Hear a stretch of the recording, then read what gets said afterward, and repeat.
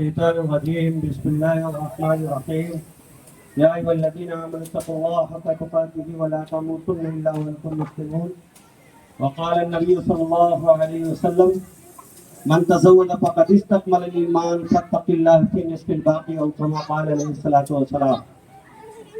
محترم بزرگوں، ابھی آپ کے سامنے آقائے مدنی جناب محمد رسول اللہ صلی اللہ علیہ وسلم کی ایک سنت کی ادائیگی ہوگی.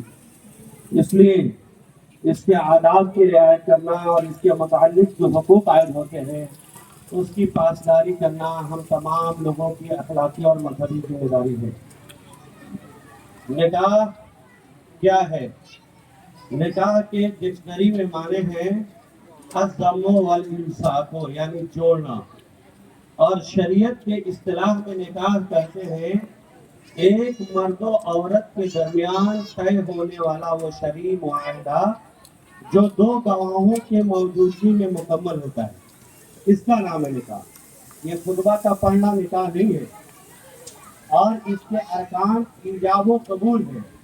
یعنی ابھی جو اجازت لے کے آئی گئی وہ ایجاب ہے، اور یہاں قبول جو کرایا جائے گا وہ قبول کہلاتا ہے. یہ ارکان ہے اور گواہوں کی موجودگی شرط ہے، اس کے بغیر نکاح نہیں ہوگا. اور اس کے ضمن میں جو ایک چیز واجب ہوتی ہے وہ دین مہر ہے. اب خطبے کا پڑھنا، شوہرے کی تقسیم کرنا، ولیمہ کا کھلانا، یہ سب مستحب عمل ہے، سنت عمل ہے. تو نکاح کو آقائے مدنی جناب محمد رسول اللہ صلی اللہ علیہ وسلم نے ایمان کے مکمل کرنے کا ذریعہ بتایا. گویا کہ اسلام میں نکاح عبادت ہے، اس کو عبادت سمجھ کے کرنا چاہیے اور اس کو ایمان کے مکمل ہونے کا ذریعہ سمجھنا چاہیے. اور آقائے مدنی جناب محمد رسول اللہ نے ایک دوسرے حدیث میں فرمایا کہ نکاح میری سنت ہے اور جو میری سنت سے اعراض کرے گا وہ ہم میں سے نہیں ہے. ماقبل کے مذہبوں میں اس بات کا تصور تھا کہ وہ یہ سمجھتے تھے کہ یہ شادی بیاہ، یہ رشتے ناطے، یہ ماں باپ، یہ بال بچے اللہ تک، خدا تک پہنچنے میں رکاوٹ ہے. اسلام نے اس کی تردید کی اور کہا لا رہبانیت فی الاسلام، اسلام میں اس بات کی گنجائش نہیں ہے کہ آپ سماج سے کٹ جائیے، معاشرے سے کٹ جائیے اور جنگلوں کی طرف چلے جائیے اور وہیں تپسیا اور اپاسنا کیجیے اور اس سے آپ خدا تک پہنچ سکتے ہیں. اسلام نے اس کی تردید کی اور اسلام نے کہا خیر الناس خیر لأہلی وانا خیر لأہلی، کہ تم میں سب سے بہتر وہ آدمی ہے جو آپ اپنے بال بچوں کے لیے بہتر ہو. اور آقائے مدنی نے اپنے بارے میں کہا کہ میں اپنے بال بچوں کے لیے سب سے بہتر آدمی. میرے بھائیوں، یہ کسوٹی اور ترازو ہے جس پر ہر انسان پرکھا اور تولا کر سکتا ہے. تو کتنا اچھا ہے، ایک انسان باہر میں بہت اچھا ہے، لیکن جب اس کے گھر کا جائزہ لیتے ہیں تو اس کی بیوی روتی ہے، اس کے بچے تڑپتے ہیں، اس کے ماں باپ پریشان ہیں. میرے بھائیو یاد رکھیے گا، جو اپنے بال بچوں کے لیے بہتر نہیں ہو سکتا وہ سماج اور معاشرے کے لیے بہتر نہیں ہو سکتا. اس لیے یہ سمجھیے اور اپنے بال بچوں کے لیے بہتر آدمی بنیے.